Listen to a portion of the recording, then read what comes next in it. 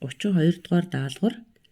Тэгэхээр олон улсын гэрээг сойрхон баталсан, нэгдэн орсон гэсэн хоёр төрөлд хуваадаг. Тийм учраас D хариулт нь зөв болж байна. 33 дугаар даалгавраа ажиллая. Түрүүн бид нар эрх зүйн хэмжээний талаар илүү дэлгэрэнгүй мэдхийн тулд эрх зүйн хэмжээний хэлбэр, төрөл, тэгээд энэ эренб даргаллын тухай судлах ёстой гэж ярьсан тийм ээ. Тэгэхээр одоо энэ хүчин чадлын эренбийн тухай асуулт байна. Тэгээд хүчин чадлын эренбээр үндсэн хуулийн дараа ордог их сурвалж бол олон улсын гэрээ. Тийм учраас C хариулт зөв болох нэ. 34 дугаар даалгавар бас нөгөө хүчин чадлын эренбтэй холбоотой даалгавар байна. Жишээлбэл одоо ердийн нэг хууль тийм ээ. Олон улсын гэрээний заалттай зөрчилдөх юм бол алийг нь дагаж мөрдөх вэ гэхээр олон улсын гэрээний заалтыг дагаж мөрдөнө. Яг гэвэл олон улсын гэрээний заалт чинь хүчин чадлаараа үндсэн хуулийн дараа ердийн хуулийн дээр орж байгаа учраас олон улсын гэрээний заалтыг мөрддөг. Тэгэхээр 34 дугаар даалгавар дээр зөв хариулт нь C болно. За 35 дугаар даалгавар хуульд тусгагдаж нарийн зохицуулаагүй ч гэсэн бүх нийтээрээ дагаж мөрдөж хэвсэн тэр зан үлийг бол зан заншлын хэмжээ гэдэг. Тэгэхээр 35-ын анх хариулт. Тэгээд зан заншлын хэмжээ бол нөгөө эрх зүйн их сурвалжийн бичмэл бус хэм хэмжээ төрөл нь юм. За одоо 36 дугаар даалгавраас эхлээд эрх зүйн хэм хэмжээний дотоод хэлбэрийн даалгаврууд байгаа. Тэгэхээр эрх зүйн хэм хэмжээг хэлбэрээр нь гадаад дотоод гэж хоёр ангилсан шүү дээ түрүүн тийм ээ. Тэгээд эрх зүйн хэмжээний тэр гадаад хэлбэр болох эрх зүйн их сурвалжийн тухай, бичмэл бус их сурвалжийн тухай өмнөх даалгаврууд дээр ажилласан. Одоо бүгдээрээ эрх зүйн хэмжээний одоо бас нэг хэлбэр болох дотоод хэлбэрийн тухай даалгавруудыг 36 дугаар даалгавраас эхлээд ажиллая. Тэгэхээр эрх зүйн хэмжээний дотоод хэлбэр гэдэгт 3 хэсэг зүйл багтж байгаа. Энэ нь эрх зүйн хэмжээний заалт, институт, эрх зүйн бүрдэл гэсэн зүйлүүд багтж байгаа. Тийм учраас 36 дугаар даалгавар бол бүгдээрээ буюу энэ гурвуулаа хамаарна гэд D хариултыг сонгох нь. За одоо бүгдээрээ 37, 38, 39 дугаар даалгаврыг хамтдаа ажиллая. Тэгэхээр энэ гурван даалгавар бол нөгөө эрх зүйн хэм хэмжээний дотоод хэлбэрт хамаарч байгаа тэр гурван ойлголтыг тодорхойлж байгаа гэсэн үг. Тэгэхээр эрх зүйн хэмжээний дотоод хэлбэрт хамаарах эрх зүйн бүрдэл гэж юу юм бэ гэхээр нөгөө эрх зүйн хэм хэмжээний заалт, тэг хэм хэмжээний институтыг өөртөө агуулсан нийгмийн тодорхой төрлийн харилцаанд бүхэлд нь үйлчлэх тийм хавсарсан нийлмэл илэрхийлэл бүхий хэмжээнүүдийн цогцыг эрх зүйн бүрдэл гэдэг. Тэгэхээр 37 дугаар хариулт бол D хариулт нь байх нь. Тэгэхээр эрх зүйн бүрдэл гэдэг чинь нөгөө хэм хэмжээний заалт, институт хоёрыг хоёулангийн өөртөө агуулсан ийм хэм хэмжээний нэгдсэн цогц юм гэсэн үг. 38 дугаар даалгавар тэгвэл эрх зүйн хэм хэмжээний заалт гэж юу юм гэхээр тухайн хэм хэмжээний анхдагч горим бөгөөд нийгмийн тодорхой төрлийн харилцаанд баримтлах зан үлийн хэр хэмжээг шууд заасан тийм энгийн өгүүлэмжтэй хэм хэмжээг хэлж байгаа. Жишээлбэл эрх зүйн хэм хэмжээний заалт гэж юу юм гэхээр үндсэн хуулийн 16 дугаар зөвлөлд иргэн сурч боловсрох хэрэгтэй гэд энэ заалт бол одоо эрх зүйн хэм хэмжээний заалтын жишээ байх нэ.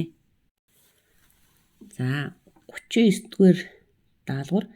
За тэгвэл одоо эрх зүйн хэм хэмжээний институт гэж юу вэ гэхээр хэд хэдэн заалтыг нэгтгээд нэг бүлэг болгон тэгээд нийгмийн тодорхой төрлийн харилцаанд баримтлах тэр хэм хэмжээг тодорхой хүрээнд тусгайлан тогтоосон хэм хэмжээнүүд гэж байгаа. Тэгэхээр хэм хэмжээний институт гэдэг бол нөгөө хэд хэдэн заалтыг нэгтгээд нэг бүлэг болгосныг нь институт гэж хэлж байгаа.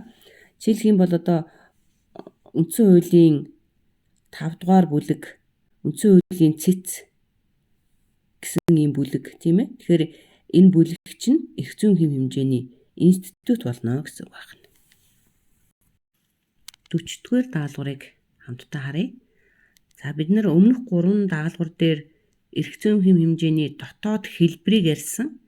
одоо 40-р даалгавраас эхлээд 48 хүртэл эрх зүйн хэм хэмжээний дотоод логик бүтцийг ярина.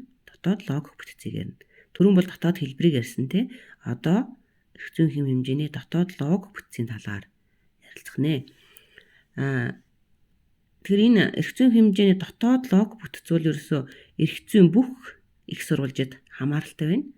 Тэгээд эрх зүйн хэм хэмжээ нь утга агуулгынхаа хувьд болохоор дараах 3 логик бүрэл хэсгийг өөртөө агуулдаг. Тэгэхээр 3 бүрэл хэсэгтэй гэсэн үг логик дотоод бүтцсэн. Энд болохоор гипотез буюу нөхцөл заасан хэсэг, диспозис буюу заалт заасан хэсэг, санкц буюу шийтгэл хариуцлагын хэсэг гэсэн ийм 3 бүрэл хэсгийг өөртөө агуулдаг байх нь. Тэгэхээр 40-р даалгавар дээр конвенц бол үл хамаарах хариулт байх нэ, тийм ээ. B 40 B буюу конвенц бол үл хамаарна. Нөгөө 3 хариулт бол энэ логик бүтцэд хамаарна. За тэгвэл эрх зүйн хэм хэмжээний логик бүтцэд хамаарч байгаа гипотез буюу нөгөө нөхцөл заасан хэсэг гэж юу юм бэ гэхээр D хариулт нь зөв. D. Тэгэхээр альва тэр эрх зүйн хэм хэмжээний заалтын урьдчилсан нөхцөл боломжийн хэр хэмжээг тодорхойлсон хэсэг байдаг. Жишээлбэл одоо сонгох эрхийг 18 наснаас эхэлж эдэлнэ гэд тийм ээ. Тэгэхээр хэн нэг хүн одоо сонгуульд оролцож сонгох хэрэгтэй байхын тулд 18 настай байна гэсэн ийм нөхцөл зааж өгч байгаа хэсгийг одоо гипотез агуулсан байна гэж хэлэх нь байна.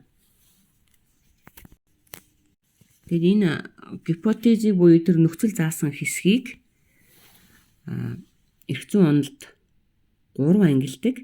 Тэгэхээр харьцангуй, туйлын, сонгох гэж 3 ангилдаг байх нэ гипотез. Тэгэхээр 42 дугаар даалгавар бол B хариулт нь зөв.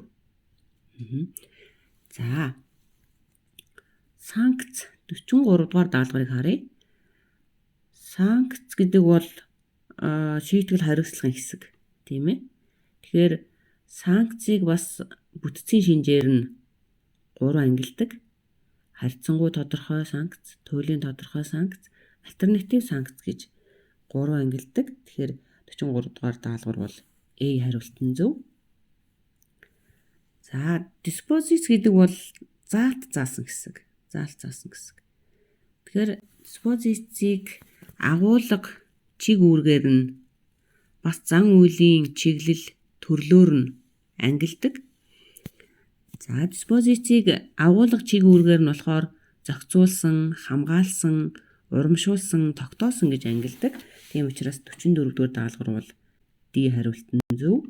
Харин диспозиц буюу тэр заалт заасан хэсгийг зан үйлийн чиглэл төрлөөр нь зөвшөөрсөн, эрх олгосон, хоригдсан, үүрэг болгосон гэж ангилдаг. Тэгэхээр 45 дээр C хариулт зөв болох нь. За 46, 47, 48 дугаар даалгаврыг харъя. За санкц гэж юу вэ гэж байна. Санкц гэдэг чинь шийтгэл хариуцлагын тухай хэсэг гэж түрүү ярьсан тий. Тэгэхээр эрх зүйн харилцаанд оролцогчдын зан үйлийн зөрчлөөс үүссэн тэр үр дагавар бүхий одоо шийтгэл хариуцлагыг заасан хэсэг гэсэн үг. Тэгэхээр C хариулт нь зөв байх нь тийм ээ. Яг л санкц ч өөрөө шийтгэл хариуцлагын тухай хэсэг учраас энэ C дээр тэр шийтгэл хариуцлагыг заасан хэсгээ гэдэг үг орсон учраас C хариулт нь зөв байх нь. Харин 47 дугаар даалгавар байна. Диспозиц буюу заалт заасан хэсэг гэж юу вэ гэхээр одоо эрх зүйн харилцаанд оролцогчдын зан үйлийн хэм хэмжээ хязгаарыг заасан заалтууд гэсэн үг. Тэгэхээр заалт заасан тий хэм хэмжээ хязгаарыг зааж өгсөн заалтыг диспозицг нь тэгэхээр A хариулт нь зөв болж байна. 48 дугаар даалгаврыг хамтдаа ажиллая. За энэ дээр түрүүн 43 дугаар даалгавар дээр гарсан санкцийг бүтцийн шинжээр нь хэрхэн ангиллах вэ гэдэг даалгавартай холбоотой. Тэгээд тэдгээрийн одоо нөгөө 3 ангиллах нь агуулга байгаа. Тэгээд бид нар түрүүн санкцийг бүтцийн шинжээр нь харьцангуй тодорхой, туйлын тодорхой, альтернатив санкц гээд 3 хуваана гээд 43 дээр ажилласан. Тэгэхээр одоо тэдгээр тус бүрийн агуулга энэ 48 дугаар даалгавар дээр илүү тодорхой гарна. За харьцангуй тодорхой санкц гэдэг бол 2 дугаар өгөгдөл дээр таарч байгаа. Тэгэхээр энэ юу хэлж байгаа юм бэ гэхээр за ямар нэгэн одоо юм гин буруутай үйлдэл хийсэн хүнийг албан сургалтанд хамруулад 7 хоногоос 30 хоногийн хугацаагаар баривчлах шийтгэл оногдуулна гэсэн энэ жишээ тохиолдолтой харьцангуй тодорхой санкц агуулга бол таарч байгаа. Тэгэхээр эндээс юу хэлж байгаа юм гэхээр харьцангуй тодорхой байна гэдэг нь 7 хоногоос 30 хоногийн хугацаагаар баривчлана. Хамгийн доотлолтой 7 хоног, дээдл нь 30 хоногийн хугацаагаар баривчлах шийтгэл оногдуулна гэхээр харьцангуй тодорхой байна гэсэн үг тийм. 7 тэгээд хамгийн дээдл нь 30 гэдэг ингээд. Харин туйлын тодорхой байна гэдэг нь 3 дугаар өгөгдөлтэй тохирж байгаа. Тэгэхээр эндээс юу хэлж байгаа юм гэхээр за ямар нэгэн гин буруутай үйлдэл хийгээд хин нэгэнд одоо хохирол учруулсан бол хүнийг 101-жтэй тэнцэх дүргээр торгоно. Хуулийн этгээдийг 1000 нэгжтэй тэнцэх дүргээр торгоно гэд. Ерөөсөө л торгоно торгохдоо хүнийг бол 101-жээр, хуулийн этгээдийг бол 1000 нэгжээр гэд ингээд маш тодорхой заагаад өгсөн гэсэн. Тэгэхээр энийг туйлын тодорхой гэж хэлж байна гэсэн үг Ерөөсөө л торгоно. Торгохдоо хүнийг 101-жээр, хуулийн этгээдийг 1000 нэгжээр торгоно гэдэггүй л энэ туйлын тодорхой.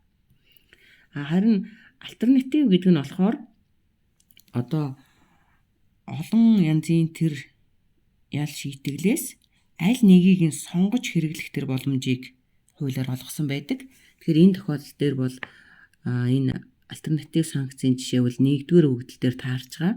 Тэг ингээ харахаар одоо торгоно эсвэл одоо нийтэд тустай ажил хийлгэнэ эсвэл зорчих эрхийг хязгаарлана гэдэг ингээд ийм олон ял шийтгэл дотроос аль нэгийг нь сонгож хэрэглэх боломжийг олгосон байх юм бол альтернатив болно.